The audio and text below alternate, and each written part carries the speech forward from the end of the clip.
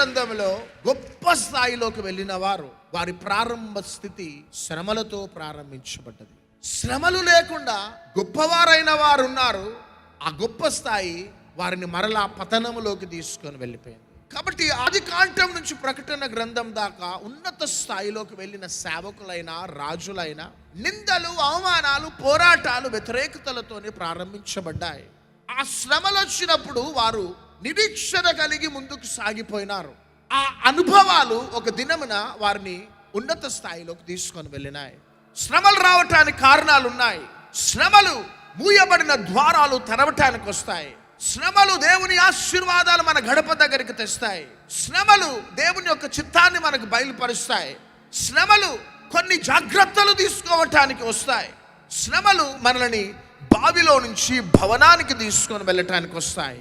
ఒక పెద్ద గోదాములో 2 పిచ్చుకలు నివాసం చేస్తున్నాయి. అవి 2 పిచ్చుకలు అనుకున్నాయి, ఇక ఇదొక స్టోర్ రూమ్ కదా, ఇక ఎవరు ఇక్కడికి రారు, మంచిగా మనం పిల్లలను కనొచ్చు, మంచిగా సుఖంగా ఉండొచ్చు, ఎందుకంటే ఇది స్టోర్ రూమ్, ఎవరు దీనిని పట్టించుకోవటంలే అని మంచి గుడ్లు పెట్టినాయి.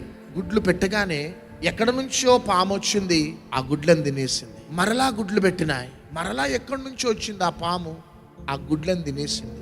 పిల్లలతో సంతోషించవలసిన ఆ పిచ్చుకలు ఏడుస్తూ ఏడుస్తూ ప్రభుని అడుగుతున్నాయి, ప్రభు ఏంటిది నాయనా మా స్థితి, ఎందుకు మాకు అన్యాయం చేస్తున్నావు, నువ్వు పాము వచ్చి గుడ్లను తింటూ ఉంటే కూడా నిర్దాక్షిణ్యంగా మౌనంగా ఉంటున్నావు, ఎందుకు మాకు సహాయం చేయదలుచుకోలేదా నువ్వు అని 2 పిచ్చుకలు ఏడ్చుకుంటూ కూర్చున్నాయి. అకస్మాత్తుగా గట్టి గట్టిగా శబ్దాలు వినబడుతున్నాయి. ఏం శబ్దాలంటే ఆ రూమును ఇంకో ఏదో ఒక లైబ్రరీగా చేయాలని పడేస్తూ ఉంటే ఇక ఆ పిచ్చుకలు ఆ బాధని ఇక తట్టుకోలేకపోతున్నాయి. మా కష్టార్జితం పాము తింటున్నది, ఆ శ్రమల మధ్యలోనే మేము కృంగిపోతుంటే అకస్మాత్తుగా ఈ అటాక్ మీదనే ఇంకొక అటాక్ ఏంటిది, ఇప్పుడు మేము ఎక్కడికి వెళ్ళాలా, మేము ఇక్కడ ఎవరు రారని నేను నా కుటుంబం ఉంటే చివరికి ఇది కూడా ఖాళీ చేపిస్తున్నాం, నీకు ఎంత అన్యాయం చేస్తున్నావయ్యా అని ఏడ్చినాయట.